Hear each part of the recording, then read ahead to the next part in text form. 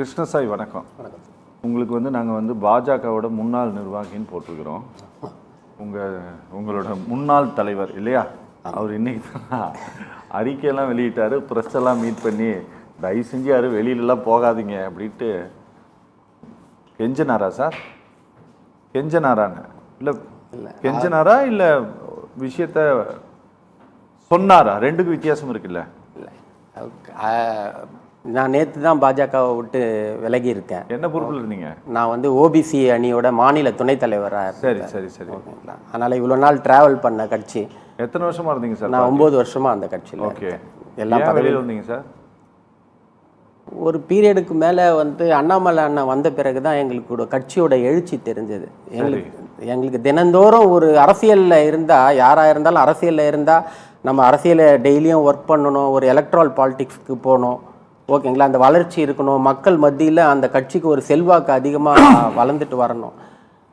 அது இவ்வளோ நாள் இல்லாத அண்ணாமலை அண்ணன் வந்த பிறகு அந்த எழுச்சியை நாங்கள் பார்த்துட்டோம். அந்த எழுச்சியை பார்த்துட்ட பிறகு அவர் கூட அந்த ட்ராவல் பண்ண அந்த 3 வருஷம் அவர் தலைவராக இருக்கும்போது ஒரு பீரியடில் இந்த எழுச்சி மக்களோட அவரோட வச்சிருந்த பாசம், அவர் நடந்துக்கிற விதம், வீட்டில் கூட ஒரு தாய்மார்கள், ஒரு பெண், என் ஒய்ஃபெல்லாம் கூட அவருக்கு ஒரு பெரிய ஃபேன் ஆகிட்டாங்க. பொதுவாக ஒரு வீட்டில் ஒரு கட்சியில் இருந்தாங்கன்னா பையன் ஒரு கட்சி, அம்மா ஒரு கட்சி, குழந்தை ஒரு கட்சி இருப்பாங்க. அதனால் அவர் மேலே அவ்வளோ ஒரு பாசம், எங்களுக்கு தனிப்பட்ட மனிதனாக பாசம். பாஜகவை பொறுத்த வரைக்கும் ஒரு தலைவரை முன்னிறுத்தி போக மாட்டாங்க அப்படின்னு ஒரு இந்தியா முள்ள பேசப்படுற ஒரு விஷயந்தான். இருந்தாலும் நாங்கள் மோடியை பின்பற்றி தான் போகிறோம். பாஜகவோட கருத்து அது இருந்தால் கூட நாங்கள் ஏற்றுக்கிறது மோடியை தான். அப்போ தமிழகத்துக்கு அது மாதிரி ஒரு தலைவர் தேவைப்பட்டார். அந்த நேரத்தில், சரியான நேரத்தில் அண்ணாமலை அண்ணன் வரும்போது நாங்கள் எல்லாமே அண்ணாமலை அண்ணனோட தீவிர. அவர் ஒருவேளை பாஜகவில் இருந்ததால் பாஜகவில் இருக்கக்கூடிய தொண்டர்களை மட்டும் பிரித்து எடுத்துகிட்டு போயிட்டு இருக்காரு? அப்போ இல்லை, அப்படியெல்லாம் எதுவும் இல்லை. காமன் மேன், என் ஃப்ரெண்ட்ஸு, என் சர்க்கிள், என் கூட வேலை செய்கிறவங்க, என் கம்பெனியில் வேலை செய்கிறவங்க எல்லாமே வந்து வேறு கட்சியில் இருந்தவங்க தான். இந்த கடந்த 4 நாள் 5 நாளில், நேற்று அவர் 12 மணிக்கு ஸ்டார்ட் பண்ணதுலேருந்து எனக்கு எப்படியும் ஒரு 5000 பேர் கால் பண்ணியிருப்பாங்க. நாங்கள் சேரணும், நாங்கள் சேர்ந்துட்டோம், எனக்கு அந்த .org we the leaders ORG link அனுப்புங்க, சீக்கிரமாக போக மாட்டுது, நான் ட்ரை பண்ணல அப்படின்னு சொல்லிட்டு. இவங்கெல்லாம் கட்சியை சாராதவர்கள், அவங்க பிஜேபியில் இல்லாதவங்க. அதனால் இதில் பிஜேபியில் இருக்க நிர்வாகிகள் கண்டிப்பாக வருவாங்க. ஏன்னா அண்ணாமலைக்காக கட்சியில் சேர்ந்தவங்க பல ஆயிரம் பேர், அது நாங்கள் கண்கூடாக பார்த்துருக்கோம். அவர் கட்சியில் இருக்கும்போது தினமும் இந்த கமலாலயத்தில் ஒரு 2000 5000 பேர் கட்சியில் வந்து இணைஞ்சினே இருப்பாங்க. ஓகேங்களா. அதனால் அவங்க வர்றதுக்கு கண்டிப்பாக வாய்ப்பு இருக்குது, அதில் எந்த ஒரு மாற்றமும் இல்லை. பிஜேபியிலேருந்து மட்டும்தான் வராங்கன்னு சொல்கிறத தான் நான் மறுக்கிறேன். அதிமுகலேருந்து, திமுகலேருந்து, டிவிகேல இருந்தே நிறைய பேர் இணைஞ்சிருக்காங்க. நிறைய பேர் எனக்கு கால் பண்ணி சொல்லியிருக்கிறாங்க. அந்த கார்டு, இந்த கார்டு ரெண்டுத்தையுமே எனக்கு அனுப்பிச்சிருக்காங்க. நான் நேற்று வரைக்கும் டிவிகேல இருந்தேன், 12 மணிக்கு மேலே இணைஞ்சிட்டேன், என் கார்டு நம்பர் இதுன்ற முதல் கொண்டு கூட அனுப்பிச்சிருக்காங்க. சீக்கிரமாகவே ஜாயின் பண்ணிட்டேன், நீங்களாம் 2 லட்சம் 3 லட்சத்தில் ஜாயின் பண்ணியிருக்கீங்க, நான்லாம் பாருங்கள் 22,000 ஜாயின் பண்ணியிருக்கேன் அப்படின்ற அளவுக்குலாம் கூட சொல்லிட்டு இருக்கிறாங்க. அதனால் இது முழுக்க முழுக்க அண்ணாமலை அவர்களுக்காக இருக்கிற ஃபேன் பேஸ்டு. ஒரு தேர்தல் முடிவுக்கு பிறகு சார், ஒரு இந்தியாவே திரும்பி பார்க்கக்கூடிய அளவிற்கு ஒரு அரசியல் பெரிய மாற்றம் தமிழ்நாட்டில் நடந்து முடிந்த பிறகு, இனி ஒரு 4.5 வருஷத்துக்கு ஒன்றுமே பண்ண முடியாது, ஒரு 5 வருஷத்துக்கு கிட்டத்தட்ட ஒரு 60 மாதம் அமைதியாக தான் இருக்கணும் அப்படிங்கிற மாதிரியான ஒரு தருணத்தில், நான் வெளியில் வந்து அடுத்த எலெக்ஷனில் நான் பார்ட்டி தொடங்குவேன், ஃபேஸ் பண்ணுவேன் அப்படின்ட்டு சொல்லக்கூடிய ஒரு நிலைக்கு திரு அண்ணாமலை வந்திருக்காரு, இன்றைக்கி வந்துட்டார். ஓகே, இவர் ஒரு ட்ரஸ்டபிள் லீடர் அப்படின்ட்டு நம்பி நீங்கள் வந்து இந்த நாட்டையே ஆளக்கூடிய ஒரு கட்சியிலேருந்து வெளியில் வந்திருக்கீங்களா சார்? என்ன காரணம் சார்? நம்ம வந்து இந்தியா லெவலில் பார்த்தோன்னா எங்களுக்கு மோடி, அதில் எந்த ஒரு மாற்றமும் இல்லை. இருந்தது நேற்று வரைக்கும் நாங்கள் இருந்தோம், அவரை பேஸ் பண்ணி தான் கட்சியில் இணைஞ்சோம், அவருக்காக தான் இது வரைக்கும் வேலை செய்தோம், அதில் எந்த ஒரு மாற்றமும் இல்லை. இன்றைக்கும் அவர் நம்மளுக்கு பாரத பிரதமர் தான். கட்சி பாஜக இல்லைன்னா கூட பாரத பிரதமர் மேலே நேசம் இருக்குது, அன்பு இருக்குது, பாசம் இருக்குது, எல்லாமே எங்களுக்கு இருக்குது. அதில் எந்த ஒரு மாற்றமும் எப்பயும் மாறாது. இங்கே தமிழ்நாட்டுக்குன்ட்டு ஒரு தனித்துவமான தலைவர் தேவைப்படுறாரு சார் ஒரு கட்சிக்கும். இப்போ திமுகவோ அதிமுகவோ டிவிக்காவோ வந்து ஒரு தலைவரை பேஸ் பண்ணி தான் இப்போ அந்த கட்சியெல்லாம் வளர்ந்துருக்கு. ஓகேங்களா. அது தொண்டர். அதே போல் பாஜகவுக்கு அது மாதிரி ஒரு தலைவர் கிடச்சிட்டாருன்னு நாங்கள் சந்தோஷப்பட்ட நேரத்தில் அவர் கட்சியிலேருந்து, அவர் தலைவர் பதவியிலேருந்து நீக்கப்பட்டார். அந்த நேரத்திலேயே நிறைய பேர் போகிறதுக்கு ரெடியாக இருந்தாங்க. பட் அவர் தான் சொன்னார், இல்லை வெயிட் பண்ணுங்க, நம்மளுக்கு ஃப்யூச்சர் இருக்குது, நம்மளுக்கு பிஜேபி தான். அவர் இந்த 4 நாளுக்கு முன்னாடி கூட அவர் கட்சியிலேருந்து விலகிற முடிவு அவர் எடுக்கல. ஓகே, 18 மாசமா அவர் சொன்ன மாதிரி தான் 18 மாசமா எவ்வளோ போராட்டம் இருந்தது எங்களுக்கே தெரியும். கட்சியில் அவ்வளோ இருந்தால் கூட அவர் அதை வெளியே காட்டிக்காம தான் இருந்தார். ஒரு சாதாரண நானே என் தலைவர் ஒரு 2 வாட்டி பேசலை பண்ணல, எனக்கான அங்கீகாரம் கொடுக்கலன்னா நானே வருத்தப்படுவேன்.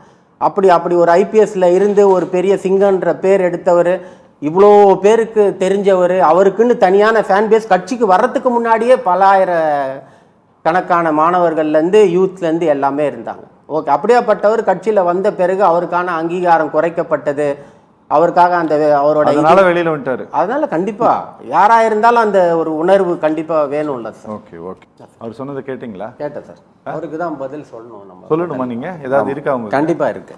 ஓகேவா, ஃபர்ஸ்ட் ஒரு 3 வருடத்துல அவருக்கு உச்சாணியில வச்சிருந்தோம். அவருக்காக பல கோடி நம்ம செலவு பண்ணோம். அவர் சொன்னதுல நான் உங்களுக்கு கிளாரிஃபிகேஷன் கொடுத்துறேன் சார். இந்தியாவோட வரலாற்றிலேயே பிஜேபியினுடைய சரித்திரத்திலேயே திரு அண்ணாமலைக்கு கொடுக்கப்பட்ட முக்கியத்துவத்தை போல அந்த கட்சி ஒரு காலம் ஒருத்தருக்கும் கொடுத்தது கிடையாது. ஓகே, அவர் சொல்றார்.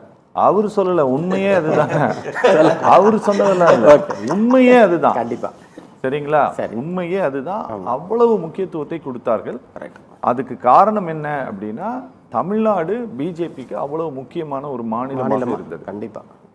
அப்படி முக்கியமாக மாநிலமாக இருந்து ஒரு 18% வாக்கு அளவிற்கு வந்தது. இன்னைக்கு அது குறைஞ்சிருக்குது. இன்னைக்கு அப்போ வளர்ந்து வந்து கொண்டிருக்கிறோம் அப்படிங்கிற இந்த நம்பிக்கையை தமிழ்நாட்டை மையப்படுத்தி டெல்லி ஊடகங்கள் கிட்ட பாஜகவினுடைய மத்திய அமைச்சர்கள் அடித்த ஜம்பம் இருக்குல்ல, ஜம்பம்ங்கிற வார்த்தையை நான் வேண்டுமென்றே பயன்படுத்துகிறேன். சரியா? அவங்க அடித்த பெருமை இருக்குது இல்லை, அது கொஞ்சம் நஞ்சம் இல்லை. அது இன்னைக்கு இந்த எலெக்ஷனுடைய முடிவுகள் அதை செதைச்சிருக்குது. அது செதைச்சிருக்கும் போது ஒரு கணிசமான வாக்குகள், ஒரு 14 லட்சம் 18 லட்சம் வாக்கு, 14 லட்சம் 14.5 லட்சம் வாக்கு வாங்கியிருக்காங்கன்னு நினைக்கிறதுல, இந்த 14 லட்சம் வாக்குகளையும் அப்படியே ஒரு ஆள் தூக்கிட்டு போறாருன்னு வச்சுக்கோங்களேன், அதை கண்டிப்பா பிஜேபி அனுமதிக்காது. கண்டிப்பா அதை தான் அவர் சொல்றாரு. நாங்க எல்லாமும் செஞ்சோம், அது பலம் கொடுக்கக்கூடிய நேரத்துல நீங்க அப்படியே மொத்தமா மரத்தோட தூக்கிட்டு போறீங்களே அப்படின்ட்டு. அப்படி போனதுதான் உங்களை சொல்லிட்டு இருந்தாரு, சித்தாந்தம் இல்லாதவர்கள், கொள்கை பிடிப்பு இல்லாதவர்கள். அவர் உங்களை தான் சொன்னாரு. அதேதான் சார், அதுக்கு தான் பதில் சொல்றேன். இப்போ நான் ஒரு கம்பெனியில் போய் ஜாயின் பண்றேன் சார். ஓகே, என் தகுதிக்கு ஏற்ற மாதிரி, என் படிப்புக்கு ஏற்ற மாதிரி தான் எனக்கு சேலரி கொடுப்பாங்க. கரெக்டுங்களா? நான் நல்லா வேலை செய்தேன்னா இன்னும் ஊக்கப்படுத்துவாங்க, அதுக்கு இன்சென்டிவ் கொடுப்பாங்க. அது மாதிரி தான் அண்ணாமலை. இத்தனை பேர் இருந்த தலைவர்கள் மத்தியில் ஒரு தலைவர் அதிகமான வேலை, அதிகமான பேச்சு, எந்த கண்டென்ட் இருந்தாலும் பதில் சொல்கிறவர், எந்த இந்தியா இல்லை உலகத்தில் எந்த மூலையில் எந்த விஷயத்தை இருந்தாலும் சொல்லக்கூடிய ஒரு தலைவர்.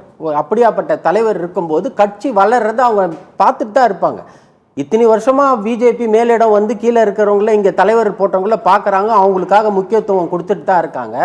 எந்த பீரியடில் கட்சி வளருதோ அப்போ தானே இன்வெஸ்ட்மெண்ட் அதிகமாக பண்ண முடியும் நம்ம. அப்போ அவரால் அந்த இன்வெஸ்ட்மெண்ட்டை தாங்கி கட்சியை வளர்க்க முடியும் தெரிஞ்சதுனால தான் இன்வெஸ்ட்மெண்ட்டே பண்ணியிருக்கிறாங்க. அதில் எந்த மாற்று கருத்தும் இல்லை. எல்லா தலைவருக்கும் கொடுத்தா மாதிரி பண்ணாங்களா சார்? கண்டிப்பாக பெரிய லெவலில் தான் அவருக்கு பண்ணாங்க. அவரும் வளர்ந்தாரு. எனக்கு டேலண்ட் இருந்தால் தான் சார், நான் எவ்வளோ நீங்கள் பைசா கொடுத்தா கூட அதை சரியான பாதைக்கு எடுத்துகிட்டு போகிறதுக்கு அதுக்கு எனக்கு திறமை வேணும்ல சார். ஓகேங்களா? 1000 தலைவர்கள் இருந்தாலும் திறமையான தலைவர்கள் வேணும் சார். அதனால தானே இன்வெஸ்ட்மெண்ட்டு போடுறவனும் அப்படி தான் யோசிப்பான். அதை நான் தன்னை பெரியார் ஆக்கணும்னு நினைக்கிறவனும் அதை தான் விரும்புவோம். அப்படி தான் அவரோட இது 3 வருஷத்தில் அவருக்கு இவ்வளோ தூரம் இன்வெஸ்ட் பண்ணாங்கன்னு சொன்னாங்க. அதே மாதிரி அவர் ஏற்கனவே டபுள் கேம் ஆடுறவர் அப்படின்னு சொன்னார். இவர் ஒரு தடவை எங்கள் அப்பாவுக்கு இது மாதிரி இருக்குது, நான் வர முடியாது, உடம்பு சரியில்லைன்னு சொல்லிட்டு அவர் சொல்கிறதில்ல ஒரு தப்பு இருக்குது. அவர் அந்த இதுக்கு ஒரு 4 மாவட்டத்துக்கு பொறுப்பாளராக போட்டு ஒரு கேம்பெயின் பண்ண சொன்னாங்க.